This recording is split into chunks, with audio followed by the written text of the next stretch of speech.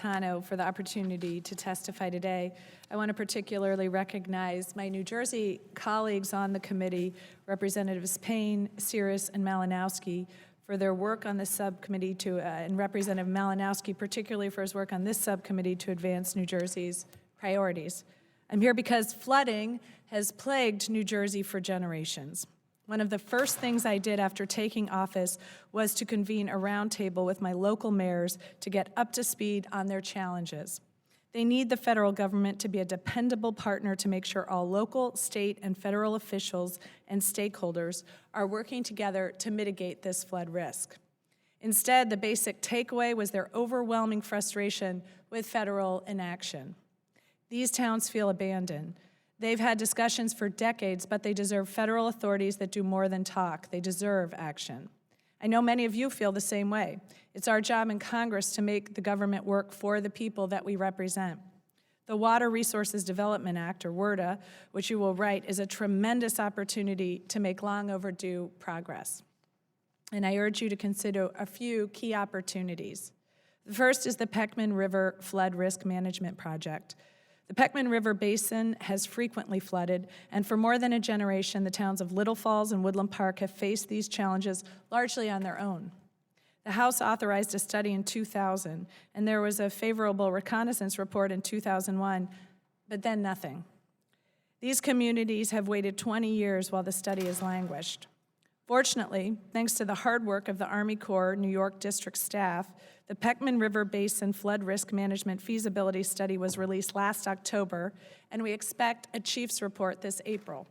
I urge the committee to consider that Chief's report and to provide authorization for the Pechman River project in the WRDA bill so that we can move this project forward.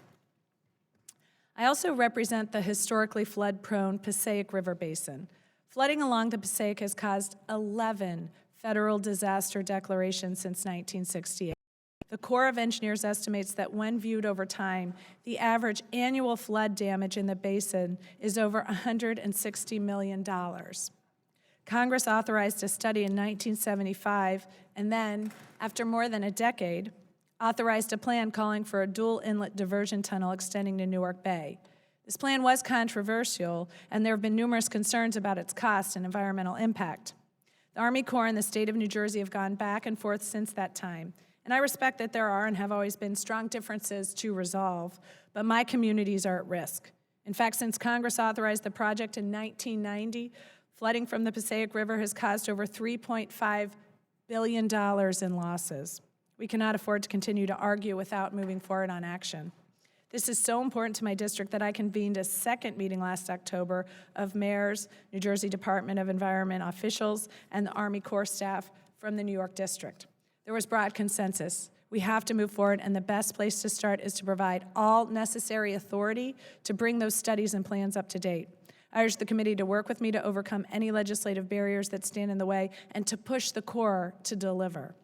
There are so many additional issues beyond these two projects. We need to do everything possible to improve resilience because we know that greater weather variability and rising sea levels are already a threat to critical infrastructure.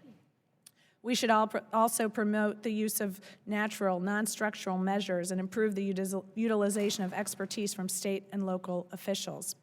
In fact, as the chairwoman of the Science, Space, and Technology Environment Subcommittee, I'm chairing a hearing later this afternoon examining flood maps.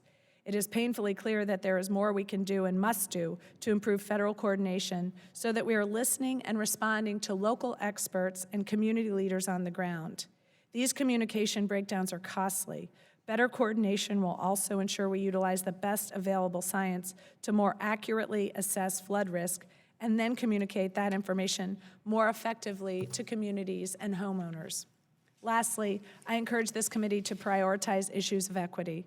Pastor Sidney Williams, Jr. leads the Bethel AME Church in Morristown, and in 2001, when Tropical Storm Irene caused the Whippany River to surge beyond its banks, it filled the basement of the Bethel AME Church with 4 feet of water.